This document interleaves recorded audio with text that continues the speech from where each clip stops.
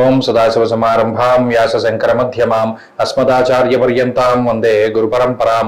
జ్యోతిష్ శాస్త్రాన్ని భావితరాల వారికి ప్రసాదించిన ఋషుల యొక్క పాదపద్మాలకి నమస్కారం చేసుకుంటూ, అలాగే నాకు జ్యోతిష విద్యను నేర్పిన గురువర్యులు జ్యోతిష బ్రహ్మ కీర్తిశేషులు శ్రీ ఏరంకి సూర్యనారాయణమూర్తి గారు, సూర్య శ్రీదేవజ్ఞ గారి యొక్క పాదపద్మాలకి నమస్కారం చేసుకుంటూ, ఓం శ్రీ మహాగణాధిపతి నమః, శ్రీ గురుభ్యో నమః, హరి ఓం.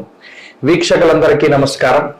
మే నెల 19వ తారీఖు లగాయతు మే 25వ తారీఖు వరకు ఉండేటువంటి గ్రహగతుల ఆధారంగా ద్వాదశ రాశుల వారికి ఈ వారం ఏ విధమైనటువంటి శుభాశుభ ఫలితాలు కలగబోతున్నాయో ఈ కార్యక్రమం ద్వారా తెలుసుకుందాం.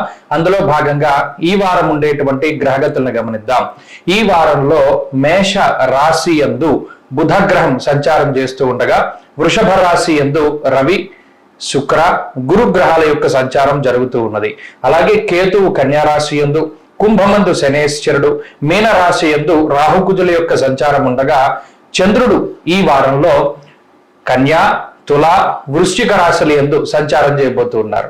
ఇటువంటి పరిస్థితుల్లో ద్వాదశ రాశుల వారికి ఏ విధమైనటువంటి శుభాశుభ ఫలితాలు కలగబోతున్నా తెలుసుకుందాం. అందులో భాగంగా కుంభరాశి వారికి ఈ వారం సానుకూలమైనటువంటి గ్రహస్థితి గోచరిస్తూ ఉన్నది. ప్రత్యేకించి ఈ రాశి వారికి 2వ స్థానమందు ఉన్నటువంటి రాహుగ్రహం, చతుర్థ స్థానమందు ఉన్నటువంటి శుక్రగ్రహం, అలాగే చంద్రుడితోటి కలుపుకుని 3 గ్రహాల తాలూకు శుభ ఫలితాలు ప్రత్యేకించి కనబడుతూ ఉన్నాయి. ఈ గ్రహస్థితి వల్ల ఆర్థిక పరమైనటువంటి విషయాలను గనక పరిశీలనం చేస్తే, ప్రత్యేకించి ఏలినాటి శనిలో శని జన్మరాశి సంచారం చేస్తూ ఉన్నప్పుడు దేహార్తి తేజోహానిర్మతిర్భ్రంశో మనఃపీడా భయం తదా అన్నది శాస్త్రం. స్వయంకృతాపరాధం వల్ల మినహా ఏదైనా మీకు వ్యసనాలు ఉండి తేలిగ్గా డబ్బు రావాలి అనేటువంటి కాంక్ష ఉంటే, మీరు చేసేటువంటి పొరపాట్ల వల్ల మీకు డబ్బు దూరం అవ్వాలి తప్పితే ఈ గ్రహస్థితి వల్ల డబ్బును కోల్పోయేటువంటి పరిస్థితులు లేవు. ఎందుకంటే 2వ స్థానమందు రాహు ధనస్థానమందు మంచి బలంగా ఉన్నారు. అలాగే చతుర్థ స్థానమందు శుక్రుడు యోగిస్తూ ఉన్న కారణం చేత లక్ష్మీ యోగమే కనబడుతూ ఉన్నది. కేవలం స్వయంకృతాపరాధం వల్ల మాత్రమే ఆర్థిక ఇబ్బందులు వస్తాయి. కుంభరాశి వారు ఆ విషయాన్ని దృష్టిలో పెట్టుకోవాలి. అలాగే ఆరోగ్యపరమైనటువంటి విషయాలను పరిశీలన చేస్తే, అర్ధాష్టమ గురుడు గాని, అర్ధాష్టమ రవి, అలాగే జన్మరాశి యందు శనేశ్వరుడు, ఈ గ్రహస్థితి ప్రత్యేకించి ఆరోగ్యాన్ని పాడు చేస్తుంది. ఏ విధంగా?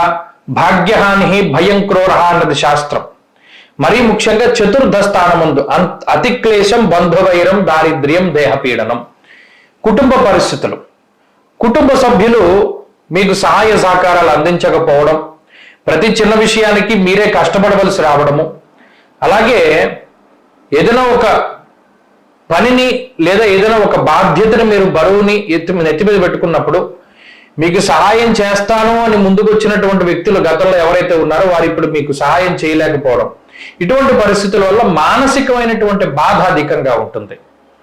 ఆ ఒక్క పరిస్థితి మినహాయించి ఆరోగ్యపరంగా ఏమీ ఇబ్బందులు లేవు. ఒకవేళ ఇబ్బందులు ఉన్నా త్వరితగతిన మీరు బయటపడుతూ ఉంటారు రాహు యొక్క అనుకూలత వల్ల. ఇక వృత్తి, ప్రవృత్తి, ఉద్యోగ వ్యాపారాలకి సంబంధించినటువంటి అంశాలను పరిశీలన చేస్తే అన్ని కూడా లాభసాటిగా ఉన్నాయి. ఉద్యోగంలో కొద్దిపాటి ఇబ్బందులు ఉన్నప్పటికీ వాటిని అధిగమించి ముందుకు వెళ్ళగలుగుతూ ఉంటారు. మానసికమైనటువంటి స్థైర్యం అధికంగా ఉంటుంది, ఆత్మాభిమానం ఉంటుంది. ప్రత్యేకించి ఎవరైతే మిమ్మల్ని గౌరవిస్తారో, ఎక్కడైతే మీకు విలువ ఉంటుందో అక్కడే మీరు పని చేయగలుగుతారు. మీకు విలువ ఇవ్వనటువంటి, మీకు గౌరవం ఇవ్వనటువంటి వ్యక్తుల దగ్గర, సంస్థ దగ్గర పని చేయడానికి ఏమాత్రము కూడా మీరు ఇష్టత చూపించరు. కొన్ని సందర్భాల్లో ఇది మీకు చాలా ఇబ్బందిని కలిగించినప్పటికీ కూడా ఆత్మవిశ్వాసాన్ని, ఆత్మస్థైర్యాన్ని, ఆత్మాభిమానాన్ని మాత్రం వదిలిపెట్టరు కుంభరాశి వారు. అదొకటి ఈ వారంలో కనబడుతూ ఉన్నది. పట్టు విడుపుగా ఉండాలి. ఉద్యోగాన్ని వదిలేయడం కన్నా కొన్ని సర్దుకుని ముందుకు వెళ్ళడం ప్రత్యేకించి మంచిది. అలాగే విద్యార్థులకి గ్రహస్థితి బాగున్నది. స్త్రీలకు ప్రత్యేకించి ఈ గ్రహస్థితి మానసికమైనటువంటి ప్రశాంతతకి కారణమవుతుంది. కొద్దిపాటి కుటుంబ సమస్యలు, అనారోగ్య సమస్యలు ఉన్నా అధిగమించగలుగుతారు. కుంభరాశి వారి ఈ వారంలో మరింత అనుకూలమైనటువంటి ఫలితాన్ని సాధించడానికై ఆంజనేయ స్వామి వారి యొక్క ఆరాధన చేస్తూ ఉండడం చెప్పదగినటువంటి సూచన. ఈ వారంలో కలిసి వచ్చేటువంటి రోజు శుక్రవారంగా చెప్పవచ్చును. అదృష్ట సంఖ్య 8, అదృష్ట వర్ణము తెలుపు. తదుపరి మీనరాశి.